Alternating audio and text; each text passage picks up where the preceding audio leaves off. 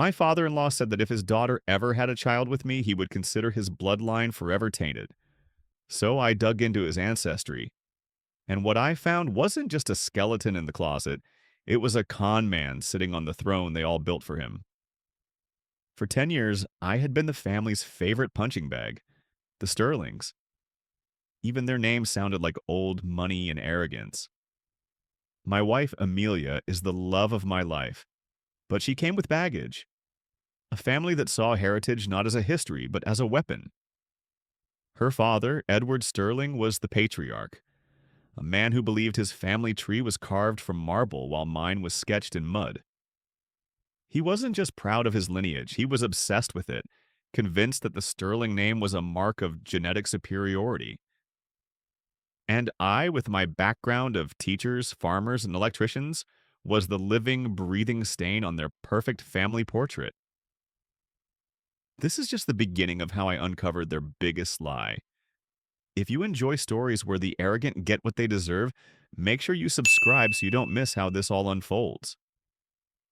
You see, in the Sterling household, every conversation eventually circled back to bloodlines. At dinner parties, they wouldn't ask what you did for a living, but rather, who your people were. Their home was a shrine to their own history. Giant, oil-painted portraits of stern-faced ancestors lined the hallways, their cold eyes seeming to judge me every time I walked past. They spoke of their great-grandfather, the shipping magnate, and their great-great-uncle, the judge, with a reverence usually reserved for saints. Their history was curated, polished, and presented as irrefutable proof of their worth. My history, in their eyes, was a blank page and therefore worthless. The insults were rarely direct. They were masters of the backhanded compliment, the subtle dig wrapped in a polite smile. "Oh, it's so admirable that you come from such humble beginnings," my mother-in-law Eleanor once said, her voice dripping with condescension. It takes a certain kind of strength to rise above one's station. They never said I was poor or common. They used words like unrefined, simple, or their personal favorite, of a different stock. It was their way of saying I wasn't good enough and never would be. The hardest part was Amelia. When it was just the two of us, she was my everything, warm, loving, and supportive. She'd apologize for her family's behavior, her eyes filled with a mixture of shame and frustration. "They just don't know you, Mark," she would whisper. "They're stuck in their ways." But the moment we stepped into her parents' home, a transformation occurred. She would become quiet, withdrawn. She'd stand by silently as her father made a joke about my salt-of-the-earth background. She would offer a weak smile when her mother questioned whether I knew which fork to use for the salad. She never defended me, not once. Her silence was a betrayal that cut deeper than any of their insults. I remember one Christmas Eve vividly. We were all gathered in their grand living room, a fire crackling in the hearth. Edward was holding a glass of aged whiskey, swirling it as he spoke about the importance of legacy. He looked over at Amelia, then at me, and said, "A family's future is built on the foundation of its past. You must ensure the foundation is strong, pure, and without cracks." He didn't have to say my name. The entire room knew who the crack in the foundation was. I felt the weight of every gaze, the smug satisfaction on their faces. I looked at Amelia, pleading with my eyes for her to say something, anything, but she just stared down at her hands, her shoulders slumped in defeat. That night, I realized that loving Amelia meant enduring a lifetime of being treated like a second-class citizen. And I wasn't sure how much longer I could take it. I kept telling myself to endure it for her. But with every condescending smile and a backhanded compliment, a cold, hard thought was taking root in my mind. How long can a man be told he's worthless before he starts looking for proof that his accusers are the ones built on a foundation of lies? The breaking point didn't come with a bang, but with the quiet, deliberate clinking of a silver fork against a porcelain plate. It was the annual Sterling family dinner, an event Edward hosted to celebrate his own wedding anniversary. It was less a celebration of love and more a yearly shareholder meeting for the Sterling legacy, and I was the unlisted, underperforming stock. The air was thick with the scent of roasted duck and unspoken judgment.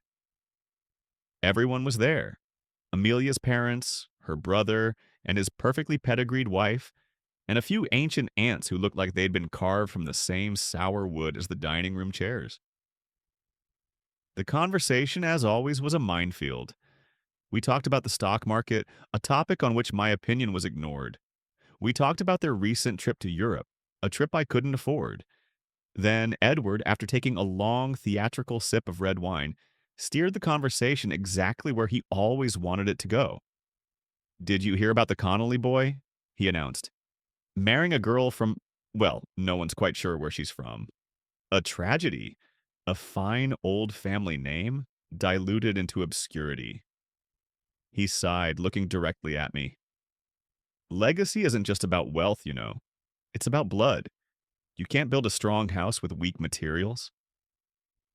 My hands clenched into fists under the table. I could feel Amelia tense up beside me. This was it, the moment of truth. Her brother chuckled. "Don't worry, Dad. Amelia knows her duty." And then Edward delivered the final blow. He set his glass down, the sound echoing in the sudden silence. He looked at his daughter, but his words were meant for me. "I just hope that when the time comes for my grandchildren, the Sterling line is preserved. It would be a profound disappointment to see it tainted." Tainted. The word hung in the air, ugly and sharp. It wasn't just an insult, it was a verdict. He had declared my very existence, my DNA, to be a contaminant. I felt a hot surge of rage, but it was immediately extinguished by a wave of cold, crushing despair as I looked at my wife. Her face was pale. She stared at her plate, her lips pressed into a thin line. She didn't look at him. She didn't look at me. She said nothing. Her silence was her answer. It was her allegiance. In that moment, she wasn't my wife. She was their daughter. Something inside me didn't just break. It turned to ice. The years of quiet humiliation, the constant feeling of being unworthy, it all coalesced into a single, chillingly clear thought. They had judged my blood without ever seeing it. It was time I took a good, long look at theirs. The war was over and I had lost. But a new, secret battle was about to begin. The drive home from that dinner was the quietest 20 minutes of my life. The silence in the car wasn't peaceful. It was a heavy, suffocating blanket of everything left unsaid. Amelia sat in the passenger seat, staring out at the blurred city lights, a single tear tracing a path down her cheek. I felt nothing. The part of me that would have reached out to comfort her was frozen solid. When we got home, she finally spoke, her voice a fragile whisper. "Mark, I'm so sorry. The way he spoke to you?" I cut her off, not with anger, but with a dead, hollow voice. "It's not what he said, Amelia. It's what you didn't say." I walked into the bedroom and closed the door, leaving her standing alone in the hallway. Sleep was impossible. Every time I closed my eyes, I saw their smug faces. I heard that word, tainted, echoing in my mind. Around 3 a.m., I gave up and found myself sitting in the dark living room, mindlessly scrolling through my phone. News articles, sports highlights, dumb videos, anything to numb the cold rage that was churning in my gut. And then I saw it. It wasn't a flashy pop-up ad, but a sponsored article nestled between a story about a retiring quarterback and a list of the best new restaurants. The headline was simple. What secrets are hiding in your family tree? Normally, I would have scrolled right past it. The last thing I wanted to think about was family trees. But the word secrets snagged my attention. I clicked. It led me to the website for a company called Veritas Genealogy. Their slogan was, "The truth of your past delivered." They offered a range of services from basic ancestry tracing to something they called a deep dive forensic analysis. This wasn't just about finding out if you were 10% Irish. It was about cross-referencing census records, birth and death certificates, old newspaper archives, and even criminal records. It was about finding the full story, not just the sanitized version passed down through generations. I sat there in the dark, the glow of the phone illuminating my face. An idea, cold and sharp, began to form. It wasn't about me anymore. I had nothing to prove. My family was simple, honest, and I was proud of them. This wasn't about elevating my own status. This was about demolition. The Sterlings had built their entire identity on a foundation of flawless, superior heritage. They used their history as a shield and a sword. What if that foundation had a crack? Just one. What if their polished marble statue of a family tree had a single ugly chip in it? I wasn't looking for a scandal to expose to the world. I just needed one piece of information that would shatter their arrogance. I wanted to find a horse thief, a fraud, a black sheep, anyone in their precious lineage who wasn't a saint or a captain of industry. I wanted to find the proof that their blood wasn't as pure as they believed. The idea was terrifying. It was a betrayal of Amelia, a line I knew I could never uncross. But as I sat there, remembering her silence at that dinner table, I knew it was a line I was willing to cross. I clicked on the Services tab and looked at the deep dive package. It was expensive, it was extreme, and it was exactly what I needed. My finger hovered over the order button. This was no longer about defending my honor. This was about taking theirs apart, piece by piece. I clicked the order button. The $2,000 that vanished from my bank account felt less like an expense and more like a declaration of war. The confirmation email from Veritas Genealogy arrived instantly, followed by a second one detailing the next steps. They would send a kit with vials for DNA samples and instructions for uploading any relevant documents. The investigation would begin the moment they received my package. This was real. There was no turning back. The first part was easy. Getting my own DNA sample was simple, and getting Amelia's was even easier. One evening, while she was in the shower, I took her hairbrush from the vanity. My hand trembled as I carefully pulled a few strands of her long, dark hair from the bristles. For a moment, I was overwhelmed by a wave of guilt. This was a profound violation of her trust. I was using a piece of her, the woman I loved, as a weapon against her family. But then I remembered her face at that dinner table, empty and silent, and the guilt was replaced by a cold, grim resolve. I placed her hair into the small, sterile vial, my heart pounding a steady, heavy rhythm against my ribs. The true challenge was getting a sample from Edward. I couldn't just ask him for one. I needed a reason to be in their house, alone if possible, with access to something personal. My chance came a week later. Amelia mentioned that her parents were going away for the weekend to a wine tasting festival and that she was worried about a flickering light in their study. "I wish one of us could check on it," she said offhandedly. It was the perfect excuse. I volunteered immediately. "I can swing by tomorrow afternoon while they're gone," I said, trying to keep my voice casual. "I'm good with wiring. It'll only take a minute." The next day, walking into their silent, empty house felt like infiltrating enemy headquarters. The air was still and smelled of lemon polish and old paper. The portraits of the Sterling ancestors watched me with their painted, accusing eyes. I went straight to the study to fix the light, which took me less than 5 minutes. Now for the real mission. My eyes scanned the room, the leather-bound books, the heavy oak desk, the faint scent of his cigar smoke. My gaze landed on an ornate silver box on his desk, where he kept his cigars and a lighter. Next to it was a heavy crystal ashtray, and inside, nestled amongst the ash, was the butt of a recently smoked cigar.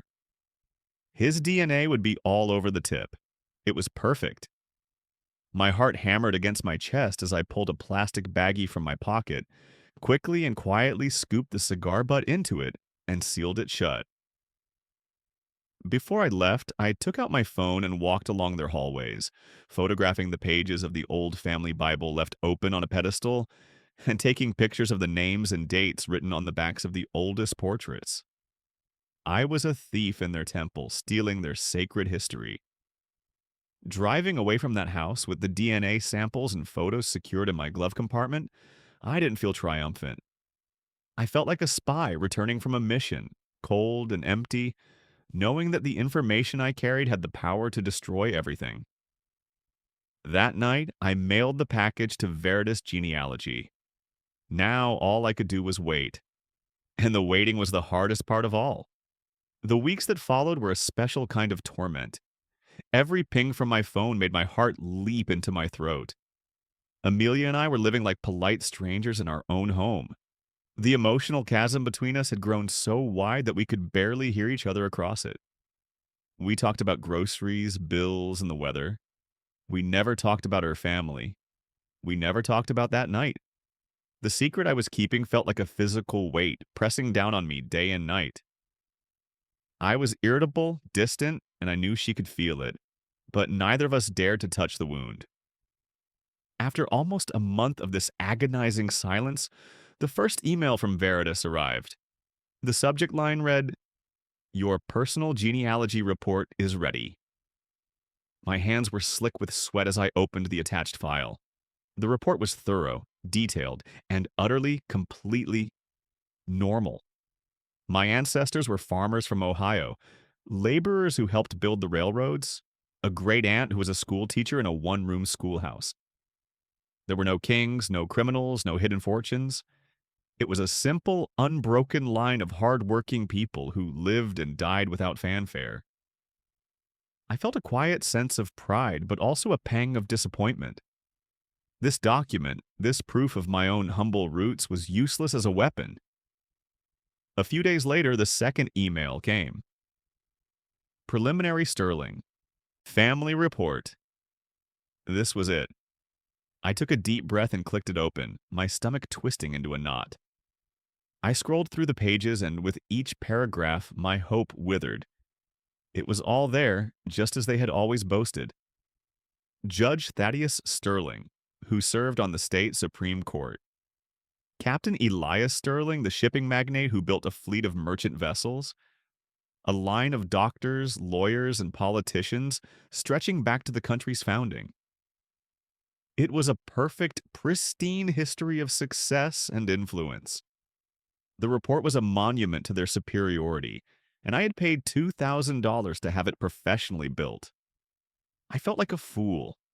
A bitter, defeated fool who had gambled and lost. I was about to close the file to admit that they had won, that they really were everything they claimed to be. But my eyes caught a small, almost insignificant detail at the bottom of the page dedicated to Captain Elias Sterling. It was a footnote marked with an asterisk. It read, "Note: a minor discrepancy exists in the 1880 census records regarding the household of Elias Sterling. His younger brother, Silas Sterling, is listed as a resident in early records but is absent from later documents. Subsequent public records for Silas Sterling are sparse and inconclusive." Silas. I had never heard that name before. He wasn't in any of the portraits. His name wasn't in the family Bible. A brother who was there one day and gone the next. Sparse and inconclusive records. It wasn't a smoking gun. It wasn't even a crack in the foundation. It was just a loose thread. A tiny, almost invisible loose thread in their perfectly woven tapestry. But for the first time in weeks, I felt a flicker of something that wasn't despair. It was the faint, dangerous glimmer of hope. That single footnote became my obsession. Silas Sterling. The name echoed in my head for days. It was a ghost at my dinner table, a whisper in my ear as I tried to sleep. A brother who vanished from the records. It wasn't enough. I needed more than a discrepancy. I needed a story. I replied to the email from Veritas trying to sound like a curious client, not a man forging a weapon. "Thank you for the preliminary report," I wrote. "I'm particularly intrigued by the note regarding Silas Sterling. Could you please focus the remainder of your research on uncovering anything you can about him? I'm happy to cover any additional costs." The reply was swift and professional. "Of course, Mr. Hayes. We'll begin a targeted search immediately. Another week of silence passed, but this time it was different. It wasn't the silence of despair, it was the tense, electric silence before a storm. Then, one Tuesday afternoon, my phone rang. The caller ID was an unknown number from Virginia, where Veritas was based. I stepped out of my office and into an empty stairwell, my heart pounding. Hello? The voice on the other end was calm, measured, and belonged to an older man. Mr. Mark Hayes? This is Arthur Vance, senior historian with Veritas Genealogy. I'm overseeing your case personally. Do you have a few minutes to speak privately? The formality in his voice sent a shiver down my spine. This wasn't a simple update. I do, I said, my own voice barely a whisper. Mr. Hayes, he began, and I could hear the rustle of papers. When you asked us to look into Silas Sterling, we initially found what we expected. A young man who fell on hard times, perhaps left town to seek his fortune elsewhere and failed. But the DNA results from the samples you provided told a very, very different story. The genetic markers don't lie. And they've uncovered something I've only seen a handful of times in my 30-year career. I held my breath, gripping the phone so tightly my knuckles turned white. The man the Sterling family has revered for over a century, Captain Elias Sterling, the shipping magnate. He had no biological children, Arthur said slowly, letting the weight of each word sink in. His line ended with him. The DNA you sent us from your wife and her father does not trace back to Elias. There was a pause. It traces directly and unequivocally to his brother. Silas. My mind reeled. So, they're descended from the brother they erased? It's more complicated than that, Mr. Hayes, Arthur continued, his voice dropping slightly. Silas wasn't just a forgotten brother. He was a notorious con man, a swindler who ran elaborate schemes up and down the East Coast. He was known as Gentleman Silas because of his charm, but he left a trail of financial ruin wherever he went. The family didn't just forget him, they scrubbed him from history to protect their reputation. He was their greatest shame. I leaned against the cold concrete wall of the stairwell, my legs suddenly weak. It was a bombshell, a direct hit. They weren't descended from their hero. They were the direct descendants of their greatest villain. The man whose existence they denied was the very source of their pure bloodline. The irony was so thick, so perfect, I almost laughed out loud. I had gone looking for a crack in their foundation. Instead, I had found out that the entire magnificent building was constructed on a bedrock of lies. After I hung up with Arthur Vance, I didn't move from that stairwell for a long time. The cold concrete felt like the only solid thing in a world that had just been turned upside down. The initial shock gave way to a surge of pure, unadulterated power. It was intoxicating. I held the truth in my hands, a truth so potent it could shatter the Sterling family's entire world with a single word. My first instinct was primal. I wanted to storm into their house, throw the report on Edward's polished mahogany desk, and watch the smug superiority drain from his face. I wanted to see the horror in their eyes as their carefully constructed legacy crumbled into dust. But as I walked back to my car in a daze, the burning rage began to cool into a chilling, tactical clarity. A public explosion would be satisfying, yes, but it would also be messy. It would destroy Amelia, forcing her to choose between the family she had always known and the husband who would expose them. I would become the villain in her story, the man who brought shame and ruin upon her family, regardless of how deserved it was.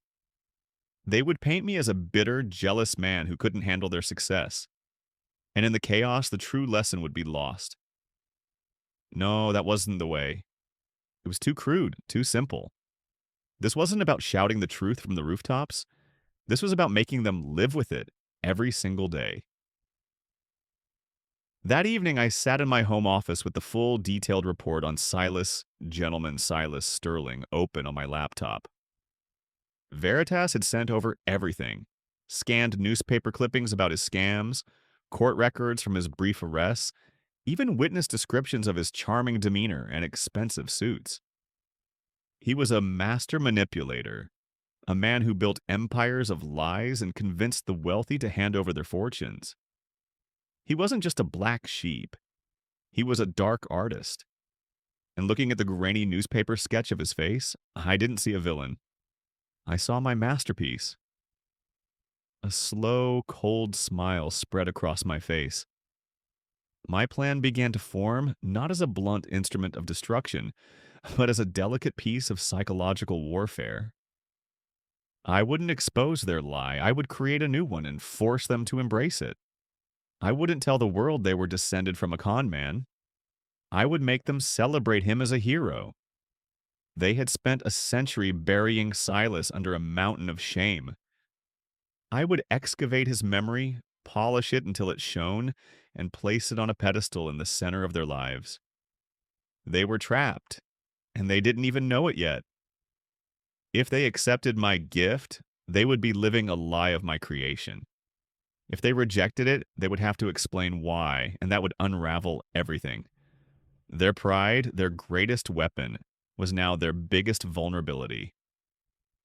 This was no longer about getting even. This was about winning the game they had forced me to play. A plan is just an idea until you start building it. My first step wasn't dramatic, it was meticulous research. I spent the next few days not looking for more dirt, but for artisans. I needed a master woodworker, a professional calligrapher, and a specialist in historical document restoration.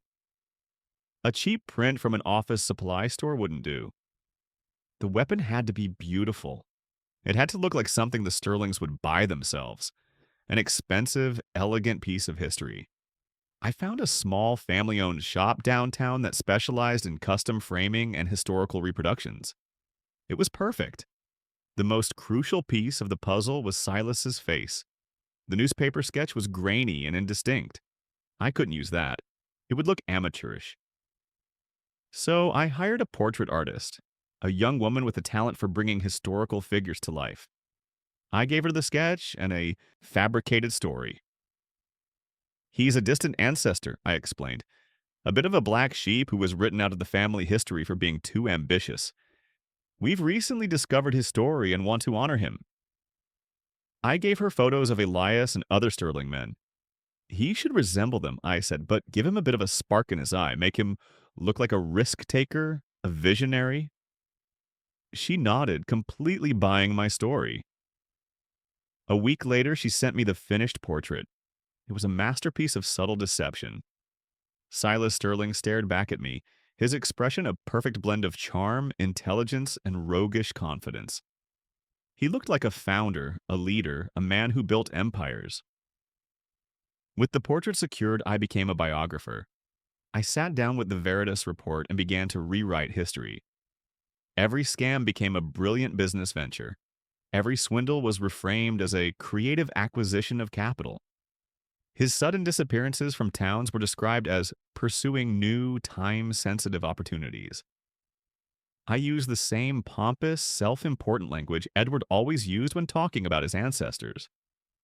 I wrote of Silas's unmatched charisma, his innovative approach to investment, and his unfortunate persecution by less imaginative competitors. I painted him as a misunderstood genius, a man ahead of his time. The final touch was the centerpiece of the document, a sprawling, ornate family tree. And at the very top, in a position of honor right below the family crest, was the magnificent new portrait of Silas Sterling. The day I picked up the finished product, my hands trembled as I unwrapped it. It was heavier than I expected. The frame was dark, polished oak, intricately carved. The family tree was printed on thick, artificially aged parchment, the names written in elegant, flowing calligraphy. It looked and felt like a genuine 19th century artifact. It was a lie so beautifully crafted it felt more real than the truth. Edward's 65th birthday party was just 2 weeks away. The invitation, which sat on our mantelpiece, announced a celebration of the Sterling legacy. I couldn't have asked for a more perfect stage. The gift now stands wrapped in simple gold paper in the back of my closet, a beautiful silent testament to a lie. It's a Trojan horse waiting patiently for the gates of the fortress to open. The Sterling mansion was ablaze with light, a beacon of old money and self-satisfaction on a hill overlooking the city. The air was thick with the scent of expensive perfume and the low hum of polite, self-congratulatory chatter. Waiters in crisp white jackets moved silently through the crowd with trays of champagne. This wasn't just a party, it was a coronation celebrating 65 years of Edward Sterling's perceived greatness. Walking in with Amelia on my arm, the golden wrapped gift feeling like a lead weight in my hands, was like walking into the lion's den. Amelia was a nervous wreck, constantly smoothing her dress.